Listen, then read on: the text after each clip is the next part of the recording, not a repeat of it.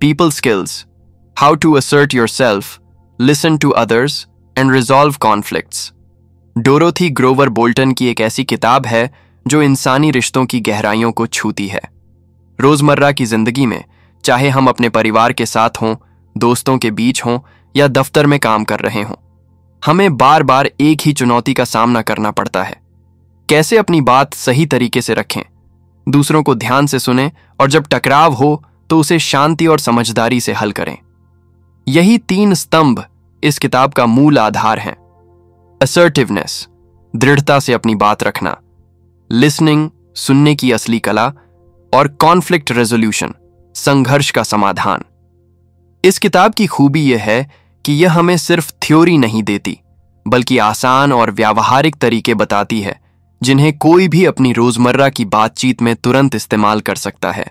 उदाहरण के तौर पर, जब आपको किसी मीटिंग में अपनी राय रखनी हो, जब परिवार में किसी छोटे मुद्दे पर बहस हो जाए, या जब आपको किसी दोस्त से दिल की बात कहनी हो, हर जगह यह किताब आपकी मदद करती है।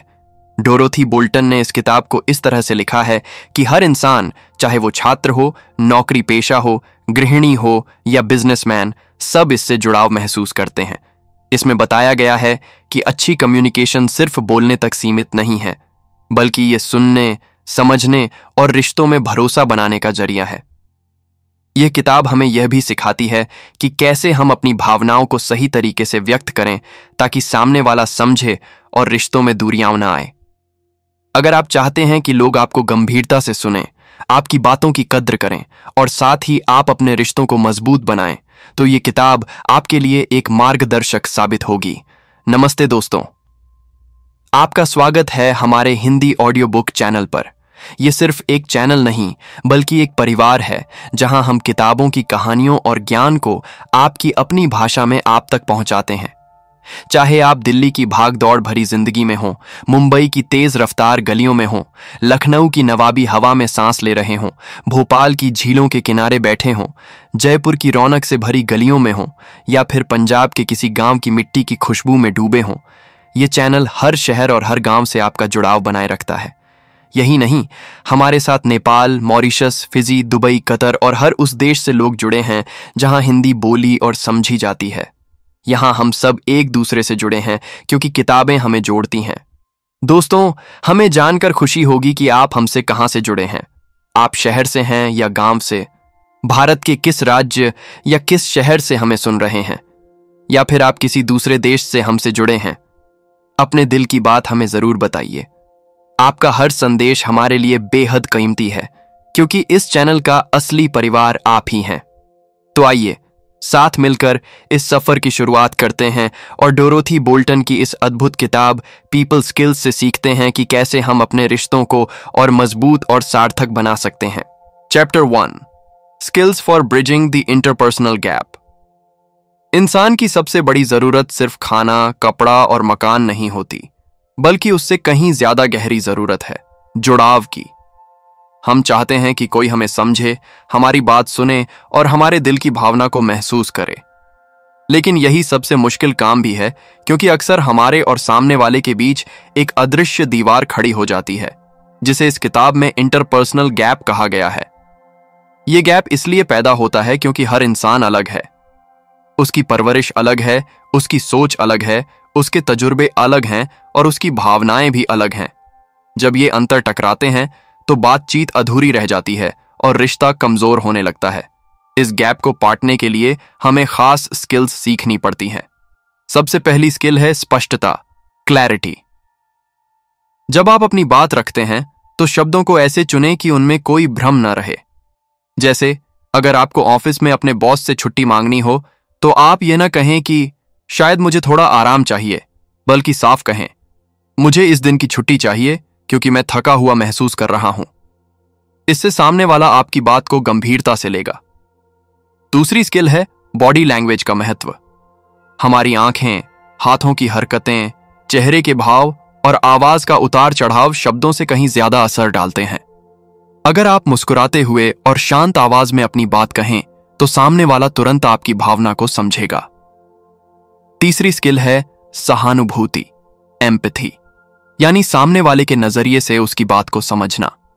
अगर आपका दोस्त देर से आया है और आप गुस्से में कह दें, तुम हमेशा देर करते हो, तो झगड़ा तय है। लेकिन अगर आप ये कहें, मुझे इंतजार लंबा लगा, शायद तुम्हें कहीं दिक्कत आ गई होगी, तो रिश्ता और गहरा होगा। चैप्टर 1 हमें यही सिखाता है कि इंसानी रिश्तों को मजबूत करने का सबसे बड़ा राज है इस गैप को पाटने की कला, और यह कला शब्दों, भावनाओं और समझदारी के संतुलन से आती है।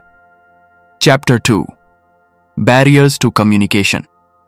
अब आइए उस दूसरी हकीकत की तरफ जो हमारे हर रिश्ते में छिपी होती है, बातचीत में आने वाली रुकावटें। हम अक्सर सोचते हैं कि हमने सब कुछ साफ कह दिया, फिर भी सामने वाले ने समझा क्यों नहीं। असल में ऐसा इसलिए होता है क्योंकि बातचीत के बीच कई तरह की दीवारें खड़ी हो जाती हैं। पहली और सबसे आम दीवार है ध्यान की कमी। कई बार हम सामने वाले को सुनते तो हैं, लेकिन दिमाग कहीं और चला जाता है। जैसे कोई आपको अपनी परेशानी बता रहा हो और आप मोबाइल स्क्रॉल कर रहे हो।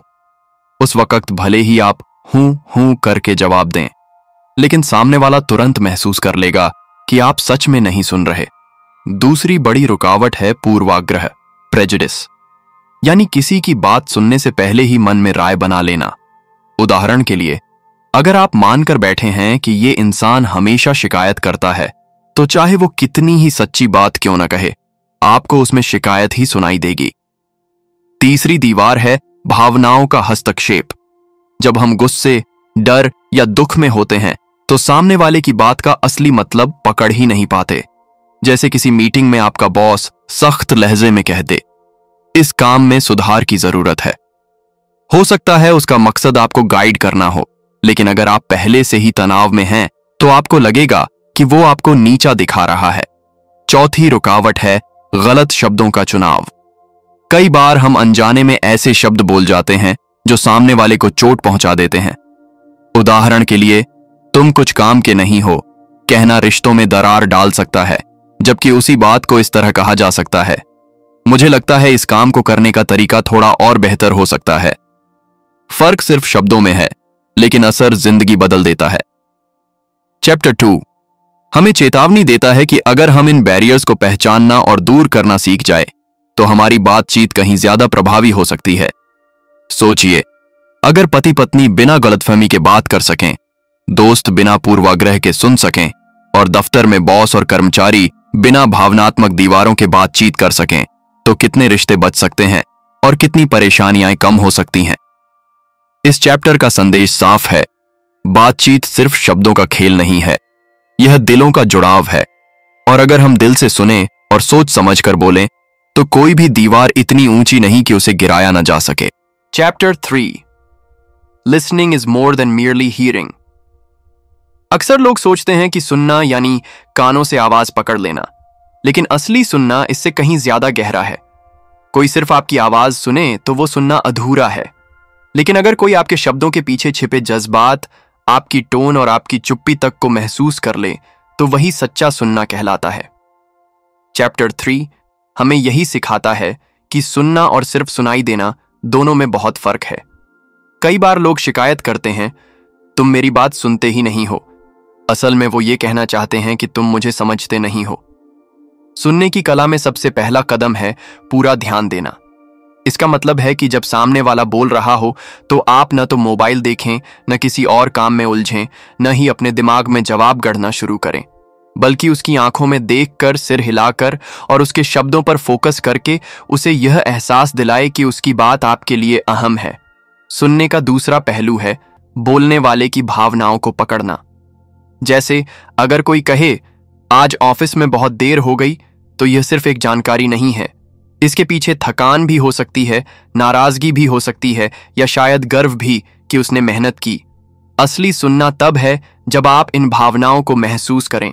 तीसरा, सुनना हमेशा धैर्य मांगता है। कई बार हम बीच में टोक देते हैं, सामने वाले की बात पूरी होने से पहले ही सलाह देने लगते हैं, लेकिन असली सुनना तब होता है जब आप बिना बीच में रोके सामने वाले को पूरा कहने दें। इस चैप्टर का सबसे गहरा संदेश यही है कि अगर हम सच में सुनना सीख लें तो हम न सिर्फ दूसरों को समझ पाएंगे, बल्कि उनका भरोसा और सम्मान भी जीत पाएंगे। क्योंकि हर इंसान के दिल में यही चाहत होती है कि कोई उसे पूरे मन से सुने और उसकी भावनाओं को समझे। Chapter 4 skills of reflective listening. अब आते हैं सुनने की उस कला पर जो रिश्तों को बदल सकती है। रिफ्लेक्टिव लिसनिंग यानी ऐसा सुनना जिसमें आप सामने वाले की बात को न सिर्फ सुनते हैं बल्कि उसे वापस ऐसे दोहराते हैं कि सामने वाले को लगे, हाँ, यह इंसान सच में मुझे समझ रहा है। इस चैप्टर में हमें 4 अहम स्किल्स बताई गई हैं। पहली स्किल है पैराफ्रेजिंग, बात को अपने शब्दों में दोहराना। इसका मतलब है कि सामने वाला जो कह रहा है उसे थोड़े अलग शब्दों में दोहराए ताकि यह साफ हो जाए कि आपने सही समझा। जैसे अगर कोई कहे, मुझे लगता है कि मेरे बॉस को मेरी मेहनत नजर नहीं आती, तो आप कह सकते हैं, तो तुम ये महसूस कर रहे हो कि तुम्हारी मेहनत की कद्र नहीं हो रही। इससे सामने वाला तुरंत महसूस करेगा कि उसकी बात को आपने गंभीरता से लिया। दूसरी स्किल है रिफ्लेक्टिंग फीलिंग्स, भावनाओं को वापस दिखाना। कभी कभी लोग अपने जज्बात साफ शब्दों में नहीं कह पाते, लेकिन अगर आप उन्हें पहचान कर सामने वाले को बता दें तो उसका बोझ हल्का हो जाता है। जैसे कोई कहे, मेरा रिजल्ट अच्छा नहीं आया, तो आप कह सकते हैं, लगता है तुम बहुत निराश हो। ये छोटे से शब्द सामने वाले को यह भरोसा दिलाते हैं कि उसकी भावनाएं अनदेखी नहीं हो रही हैं। तीसरी स्किल है क्लैरिफिकेशन, स्पष्टीकरण मांगना। अगर आपको कुछ समझ न आए तो झिझकें नहीं, पूछिए, क्या आप कहना चाह रहे हैं? कि यह पूछना दर्शाता है कि आप सच में समझना चाहते हैं, न कि बस औपचारिकता निभा रहे हैं। चौथी और सबसे अहम स्किल है समराइजिंग, सारांश निकालना। जब कोई लंबी बात करता है तो उसे एक छोटे से सार में बदलकर कहना सामने वाले को राहत देता है। उसे लगता है कि उसकी लंबी चौड़ी बात सुनी और समझी गई है। यह चारों स्किल्स मिलकर एक जादू पैदा करती हैं। ये सिर्फ सुनने को नहीं बल्कि रिश्तों में भरोसा, इज्जत और गहराई पैदा करने का जरिया बन जाती है। रिफ्लेक्टिव लिसनिंग का असर यह होता है कि सामने वाला खुलकर बोलता है, अपने दिल की बात शेयर करता है और आपके साथ एक मजबूत जुड़ाव महसूस करता है। चैप्टर 4 हमें यही सिखाता है कि सिर्फ सुनना काफी नहीं, बल्कि ऐसा सुनना जरूरी है जिससे सामने वाला महसूस करे कि वह सुना भी गया और समझा भी गया। यही सुनने की कला रिश्तों को नया रंग देती है और बातचीत को एक सच्चा जुड़ाव बना देती है। Chapter 5 why reflective responses work. जब हम किसी से बात करते हैं तो हमें सबसे ज्यादा जरूरत इस बात की होती है कि सामने वाला हमें समझे। लेकिन अक्सर होता यह है कि लोग या तो जल्दी जल्दी सलाह देने लगते हैं या अपनी कहानी सुनाने लगते हैं, या फिर हमें यह एहसास ही नहीं कराते कि हमारी बात की कोई अहमियत है। रिफ्लेक्टिव रिस्पॉन्सेज की ताकत यही है कि ये सामने वाले को यह महसूस कराते हैं, हाँ, कोई सच में मुझे समझ रहा है। इस चैप्टर में बताया गया है कि रिफ्लेक्टिव रिस्पॉन्सेज काम क्यों करते हैं। सबसे पहला कारण है वैलिडेशन, मान्यता देना। जब आप किसी की बात को अपने शब्दों में वापस कहते हैं या उसकी भावनाओं को पहचान कर बताते हैं तो वह व्यक्ति तुरंत महसूस करता है कि उसकी भावनाएं वाजिब हैं। उसे लगता है कि उसका दुख, गुस्सा, डर या खुशी सब मायने रखते हैं। वैलिडेशन इंसान की आत्मा को छूता है और उसे सुकून देता है। दूसरा कारण है क्लैरिटी, स्पष्टता लाना। कई बार हम खुद ही अपने जज्बात को साफ शब्दों में नहीं कह पाते। जब सामने वाला हमारी बात को रिफ्लेक्ट करके दोहराता है तो हमें अपनी ही भावनाएं ज्यादा स्पष्ट हो जाती हैं। जैसे कोई कहे, मुझे लगता है कि मैं सबको नाराज कर रहा हूं, और सामने वाला जवाब दे, तुम्हें लग रहा है कि लोग तुम्हें गलत समझ रहे हैं। यह सुनकर उस व्यक्ति को अपनी सोच और भावनाओं की गहराई साफ नजर आने लगती है। तीसरा कारण है कनेक्शन, जुड़ाव बनाना। रिफ्लेक्टिव रिस्पॉन्सेज एक पुल की तरह हैं जो दो लोगों के बीच भरोसा और समझ का रिश्ता बनाते हैं। जब किसी को लगता है कि वह सच में सुना जा रहा है तो वह और खुलकर अपने दिल की बात बताता है। चौथा कारण है रिडक्शन ऑफ टेंशन, तनाव कम करना। कई बार लोग गुस्से या उदासी में भरे होते हैं, लेकिन जब कोई उनकी भावनाओं को समझकर वापस कहता है तो उनका गुस्सा या तनाव धीरे धीरे शांत होने लगता है, क्योंकि उन्हें अब लड़ने या साबित करने की जरूरत नहीं होती। वे जान जाते हैं कि उनकी भावनाएं पहले ही समझ ली गई हैं। यही वजह है कि रिफ्लेक्टिव रिस्पॉन्सेज इतनी ताकतवर होती हैं। ये सिर्फ बातचीत को आसान नहीं बनाती, बल्कि रिश्तों में गहराई, भरोसा और इज्जत भी पैदा करती हैं। इस चैप्टर का सार यही है कि जब हम दूसरों को समझने की सच्ची कोशिश करते हैं तो हम सिर्फ उनके शब्द नहीं बल्कि उनके दिल को भी सुन पाते हैं। Chapter 6 reading body language. बातचीत सिर्फ शब्दों से नहीं होती। इंसान का शरीर, उसकी आंखें, उसकी आवाज की टोन, यहां तक कि उसकी चुप्पी भी बहुत कुछ कहती है। इस चैप्टर में हमें यह सिखाया जाता है कि बॉडी लैंग्वेज को पढ़ना उतना ही जरूरी है जितना कि शब्दों को सुनना। कई बार लोग अपने जज्बात को शब्दों में नहीं कहते, लेकिन उनका शरीर सब कुछ बोल देता है। सबसे पहले समझिए चेहरे के हाव भाव, फेशियल एक्सप्रेशंस। इंसान का चेहरा उसके मन की खिड़की होता है। खुशी हो, उदासी हो, डर हो या गुस्सा, सब चेहरे से झलकता है। अगर कोई मुस्कुरा रहा है लेकिन उसकी आंखें उदास हैं, तो इसका मतलब है कि उसकी मुस्कान सिर्फ औपचारिक है। वहीं अगर आंखें चमक रही हों तो वह सच्ची खुशी है। दूसरा पहलू है आंखों का संपर्क, आई कांटेक्ट। अगर कोई बात करते हुए आंखें चुरा रहा है तो यह शर्म, झिझक या कभी कभी बेईमानी का संकेत हो सकता है।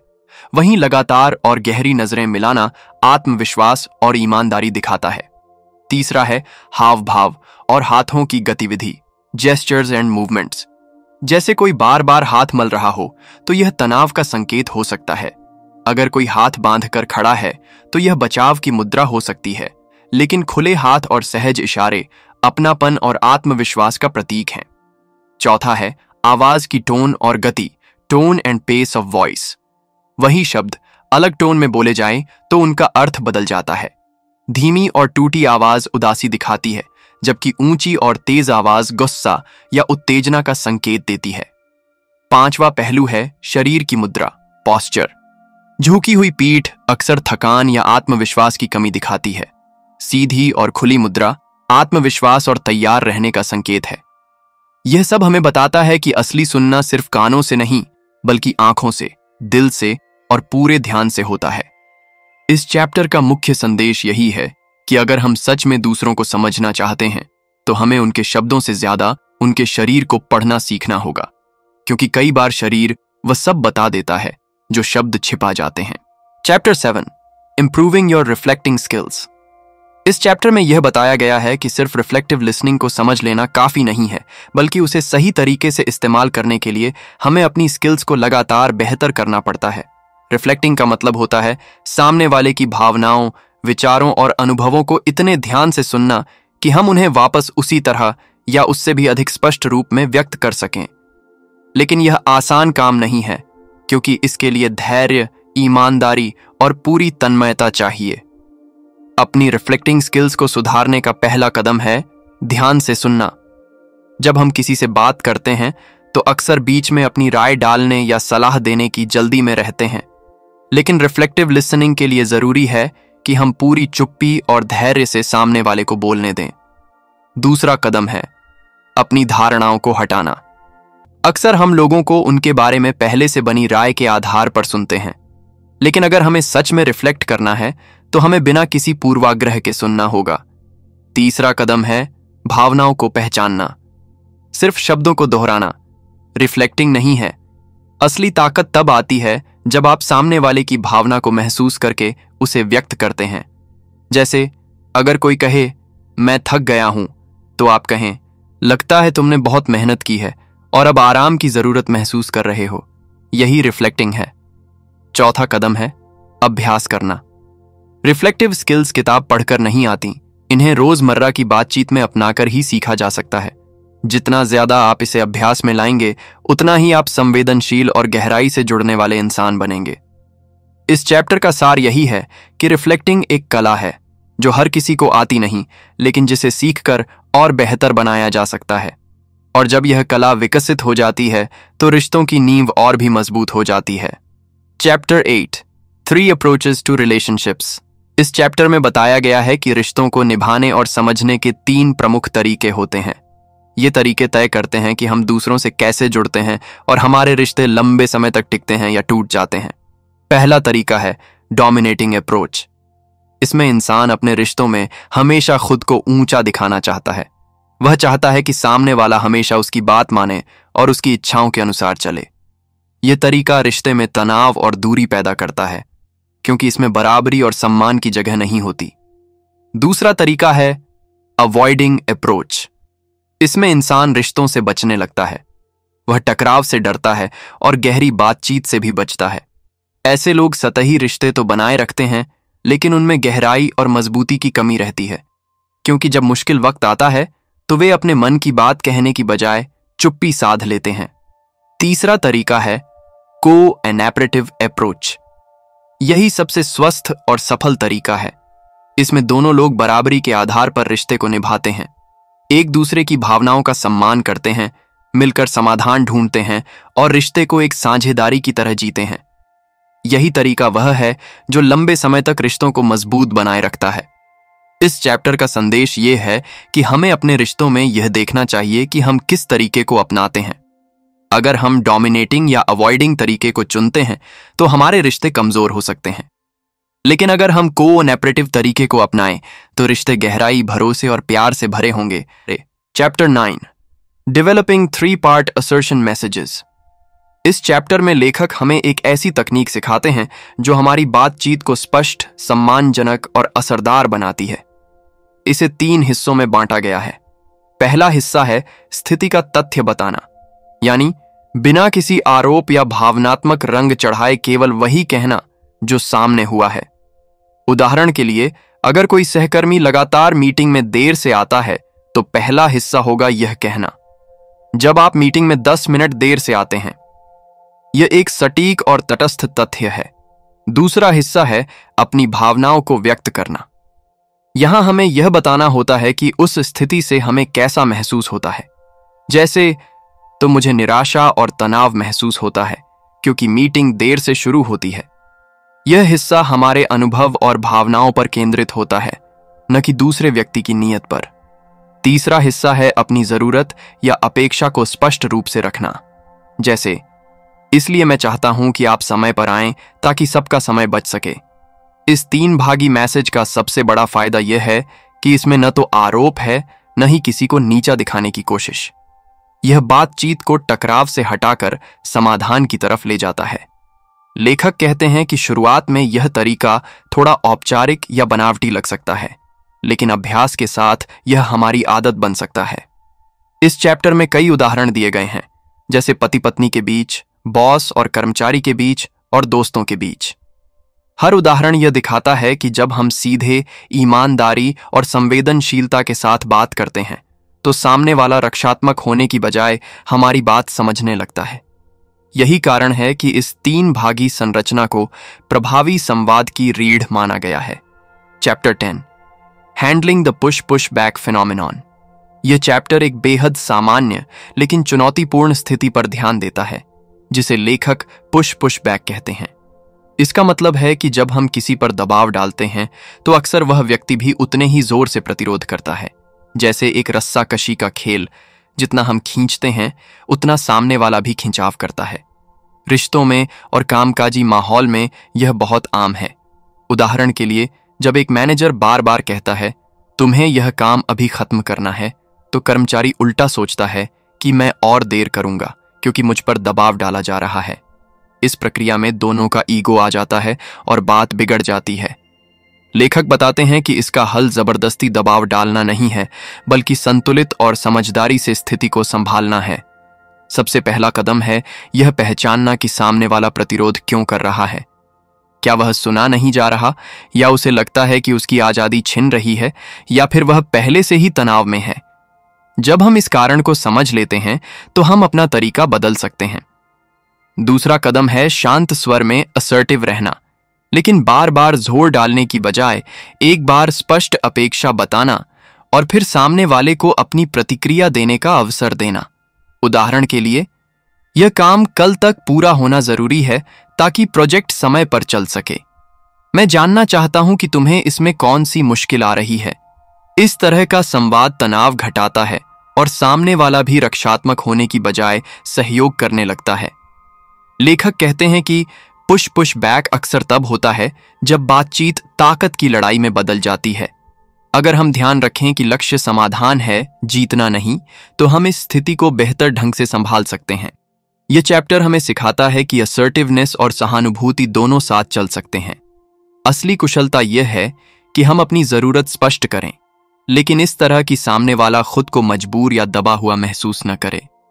यही वह कला है जो रिश्तों को टूटने से बचाती है और काम को आगे बढ़ाती है। Chapter 11, increasing your assertive options. इस चैप्टर में लेखक हमें यह समझाते हैं कि असर्टिव होना केवल एक ही तरीका नहीं है, बल्कि इसके कई विकल्प और स्तर होते हैं। ज्यादातर लोग असर्टिवनेस को सिर्फ ना कहना या साफ बोलना मानते हैं, लेकिन यह उससे कहीं ज्यादा गहरी और बहुआयामी कला है। इस अध्याय में बताया गया है कि अलग अलग परिस्थितियों में अलग अलग असर्टिव विकल्पों का इस्तेमाल किया जा सकता है। उदाहरण के लिए, कभी कभी हमें केवल आई मैसेज का प्रयोग करना होता है, जिसमें हम बिना आरोप लगाए अपनी भावना व्यक्त करते हैं, जैसे जब मीटिंग देर से शुरू होती है तो मुझे निराशा होती है। वहीं किसी दूसरे मौके पर हमें कॉन्फ्रंटिव असर्टिवनेस की जरूरत पड़ सकती है, जिसमें हम सामने वाले के विरोधाभास को उजागर करते हैं, जैसे आपने कहा था कि समय पर रिपोर्ट देंगे लेकिन अभी तक नहीं दी है। यह टकराव पैदा नहीं करता, बल्कि सामने वाले को उसके अपने शब्दों की याद दिलाता है। इसके अलावा एस्केलेटिंग असर्टिवनेस भी एक विकल्प है, यानी अगर सामने वाला बार बार आपकी बात अनसुनी कर रहा है तो धीरे धीरे अपनी बात को और मजबूती से रखना, जैसे पहले विनम्र अनुरोध करना, फिर स्पष्टता से दोहराना और अंत में यह बताना कि अगर बदलाव नहीं हुआ तो परिणाम क्या होंगे। लेखक यह भी बताते हैं कि असर्टिवनेस का मतलब कभी भी दूसरों को दबाना नहीं है। असली असर्टिवनेस वह है जिसमें हम अपनी जरूरत और भावनाएं सम्मानपूर्वक रखते हैं और सामने वाले की गरिमा को भी सुरक्षित रखते हैं। यह अध्याय हमें सिखाता है कि अलग अलग परिस्थितियों के हिसाब से हमारे पास कई असर्टिव विकल्प हैं, और अगर हम उन्हें समझदारी से चुनें तो हर संवाद को अधिक प्रभावी और संतुलित बना सकते हैं। Chapter 12, conflict prevention and control. यह अध्याय रिश्तों और संवाद का एक अहम पहलू सामने लाता है, संघर्ष को रोकना और उसे नियंत्रित करना। इंसानी रिश्तों में मतभेद और टकराव स्वाभाविक हैं। परिवार में, दोस्तों के बीच, दफ्तर में या किसी टीम में, जहां भी लोग साथ काम करते हैं, वहां विचारों और अपेक्षाओं में अंतर होना निश्चित है। लेकिन फर्क इस बात से पड़ता है कि हम उन मतभेदों को कैसे संभालते हैं। लेखक बताते हैं कि संघर्ष को रोकने के लिए सबसे पहला कदम है शुरुआती संकेतों को पहचानना। जब कोई व्यक्ति चुप हो जाए, टाल मटोल करने लगे या छोटी छोटी बातों पर चिढ़ने लगे, तो यह संकेत है कि भीतर ही भीतर असंतोष बढ़ रहा है। अगर इन संकेतों पर ध्यान न दिया जाए तो धीरे धीरे यह असंतोष बड़े टकराव में बदल जाता है। दूसरा कदम है स्पष्ट और खुला संवाद। अक्सर संघर्ष इसलिए गहराता है क्योंकि लोग अपनी भावनाएं सीधे व्यक्त नहीं करते, बल्कि अंदर ही अंदर शिकायतें जमा करते रहते हैं। अगर हम समय रहते अपनी बात साफ और सम्मानजनक तरीके से कह दें तो बड़ा विवाद होने से पहले ही समस्या हल हो सकती है। तीसरा कदम है नियंत्रण। अगर टकराव हो ही जाए तो उसे बिगड़ने से रोकना बहुत जरूरी है। इसके लिए शांत रहना, सामने वाले को ध्यान से सुनना और भावनात्मक प्रतिक्रिया देने की बजाय समाधान पर ध्यान देना सबसे कारगर तरीका है। लेखक कई तकनीकों का जिक्र करते हैं, जैसे टाइम आउट लेना, यानी बहस गर्म हो जाए तो थोड़ी देर रुक जाना और फिर शांत मन से बातचीत करना, या कॉमन ग्राउंड ढूंढना, यानी उस बात पर ध्यान देना जिसमें दोनों सहमत हैं, ताकि उसी आधार पर समाधान निकाला जा सके। इस चैप्टर का सार यही है कि संघर्ष से भागना समाधान नहीं है, बल्कि उसे समझदारी और संवेदनशीलता से संभालना ही असली कुशलता है। अगर हम समय रहते मतभेदों को पहचानें और संवाद से उन्हें सुलझाएं तो रिश्ते मजबूत होते हैं और कामकाज भी सुचारू रूप से चलता है। Chapter 13, handling the emotional components of conflict. इस चैप्टर में लेखक एक बहुत ही गहरी और जरूरी बात पर ध्यान दिलाते हैं। संघर्ष सिर्फ विचारों या तर्कों का टकराव नहीं होता, बल्कि उसके पीछे भावनाएं सबसे बड़ी भूमिका निभाती हैं। जब लोग गुस्से में होते हैं, दुखी होते हैं, असुरक्षित महसूस करते हैं या उन्हें लगता है कि उनका सम्मान घट रहा है, तो वे बहस को तर्क से नहीं बल्कि भावनाओं से लड़ते हैं। यही कारण है कि कई बार छोटी सी बात भी बड़ा विवाद बन जाती है। लेखक बताते हैं कि अगर हमें किसी भी संघर्ष को सही ढंग से संभालना है तो हमें उसकी भावनात्मक जड़ों को समझना होगा। सबसे पहला कदम है भावनाओं को पहचानना। जब कोई व्यक्ति ऊंची आवाज में बोल रहा हो, टाल मटोल कर रहा हो या ताने मार रहा हो, तो इसके पीछे सिर्फ बहस जीतने की इच्छा नहीं होती, बल्कि यह संकेत होता है कि भीतर कोई गहरी भावना हिल रही है। दूसरा कदम है उन भावनाओं को स्वीकार करना, यानी सामने वाले को यह महसूस कराना कि उसकी भावनाएं सुनी और समझी जा रही हैं। जैसे कहना, मुझे समझ आ रहा है कि यह बात आपको बहुत परेशान कर रही है। यह वाक्य गुस्से को शांत कर सकता है, क्योंकि इससे सामने वाला अकेला महसूस नहीं करता। तीसरा कदम है अपनी भावनाओं को भी ईमानदारी से लेकिन संतुलन में व्यक्त करना। अगर हम अपनी निराशा या चोट को बिना आरोप लगाए साझा करें तो सामने वाला भी खुलकर बात करने लगता है। लेखक यह भी कहते हैं कि भावनाओं को नजरअंदाज करना या दबाना कभी समाधान नहीं लाता, बल्कि यह अंदर ही अंदर स्थिति को और बिगाड़ता है। असली ताकत इस बात में है कि हम भावनाओं को पहचानें, उन्हें स्वीकार करें और फिर बातचीत को तार्किक और समाधान की दिशा में ले जाएं। इस अध्याय का मुख्य संदेश यही है कि हर संघर्ष का दिल भावनाओं में छुपा होता है, और अगर हम उन्हें समझदारी और संवेदनशीलता से संभालें तो टकराव को रिश्तों की गहराई में बदल सकते हैं। Chapter 14, collaborative problem solving, seeking an elegant solution. इस अध्याय में लेखक हमें यह बताते हैं कि किसी भी समस्या या संघर्ष का सबसे अच्छा हल वह होता है जिसमें दोनों पक्षों को सम्मान मिले और दोनों की जरूरतें पूरी हों। इसे ही कोलैबोरेटिव प्रॉब्लम सॉल्विंग कहा गया है। साधारण समाधान अक्सर एक पक्ष की जीत और दूसरे की हार पर आधारित होते हैं, लेकिन एक एलिगेंट सॉल्यूशन वह होता है जिसमें दोनों जीतते हैं। लेखक बताते हैं कि कोलैबोरेटिव प्रॉब्लम सॉल्विंग की प्रक्रिया कई चरणों से होकर गुजरती है। पहला चरण है समस्या को स्पष्ट रूप से परिभाषित करना। अक्सर लोग समस्या की जगह एक दूसरे को समस्या मानने लगते हैं, जिससे टकराव और बढ़ता है। असली कुशलता है समस्या को व्यक्ति से अलग करना। जैसे यह कहना, हम दोनों के पास काम पूरा करने के अलग अलग तरीके हैं, तो हमें यह तय करना है कि कौन सा तरीका बेहतर होगा। दूसरा चरण है विचारों का खुला आदान प्रदान। इसमें दोनों पक्ष अपनी जरूरतें, चिंताएं और इच्छाएं ईमानदारी से साझा करते हैं। तीसरा चरण है विकल्पों की खोज। यहां यह जरूरी है कि तुरंत किसी एक समाधान पर जोर न दिया जाए, बल्कि कई संभावित विकल्प निकाले जाएं और फिर उनमें से सबसे उपयुक्त चुना जाए। चौथा चरण है उस समाधान को चुनना जिस पर दोनों सहमत हों और जो सबसे व्यावहारिक हो। लेखक इसे एलिगेंट सॉल्यूशन इसलिए कहते हैं क्योंकि यह केवल समस्या का हल नहीं करता, बल्कि रिश्तों को और गहरा बनाता है। यह समाधान ऐसा होता है जो रचनात्मक भी है और टिकाऊ भी। इस अध्याय में दिए गए उदाहरण दिखाते हैं कि जब लोग सहयोग की भावना से काम करते हैं और एक दूसरे की जरूरतों को समझते हैं, तो समस्याएं न केवल हल होती हैं, बल्कि रिश्ते और भी मजबूत हो जाते हैं। इस अध्याय का सार यही है कि असली विजेता वही है जो ऐसा समाधान ढूंढे जिससे दोनों पक्ष संतुष्ट और सम्मानित महसूस करें।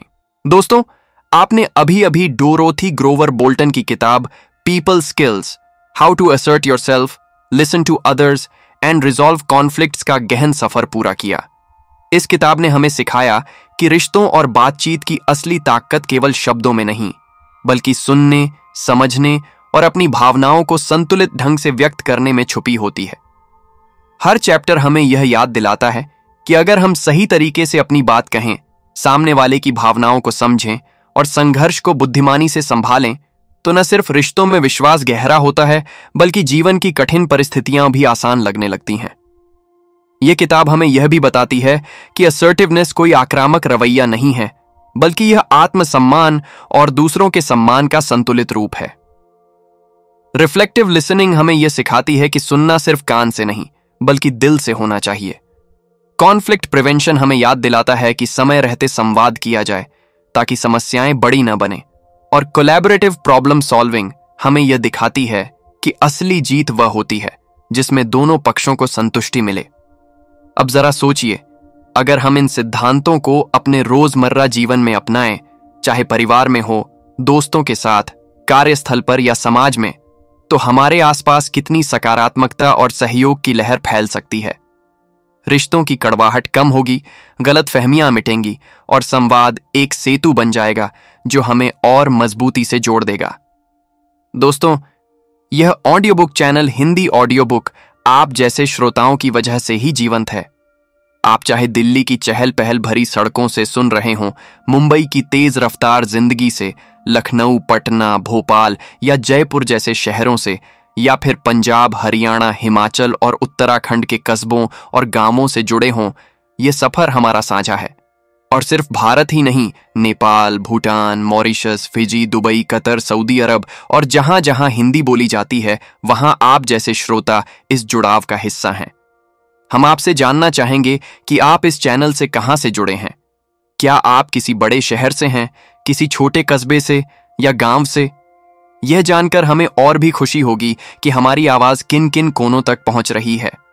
दोस्तों, अगर आपको यह किताब पसंद आई हो तो चैनल को सब्सक्राइब जरूर कीजिए। यह सिर्फ एक बटन दबाना नहीं है, बल्कि यह हमारे बीच रिश्ते को और गहरा करने का वादा है। हर नई किताब, हर नई सीख और हर नई कहानी हम आप तक सबसे पहले पहुंचा सकें, यही हमारा उद्देश्य है। अंत में यही कहना चाहूंगा कि इंसान की असली पहचान उसकी बातचीत में है। अगर हम सुनना सीख जाए, भावनाओं को समझना सीख लें और अपनी बात सम्मानपूर्वक कहें, तो हम न केवल बेहतर रिश्ते बना सकते हैं, बल्कि एक बेहतर समाज भी।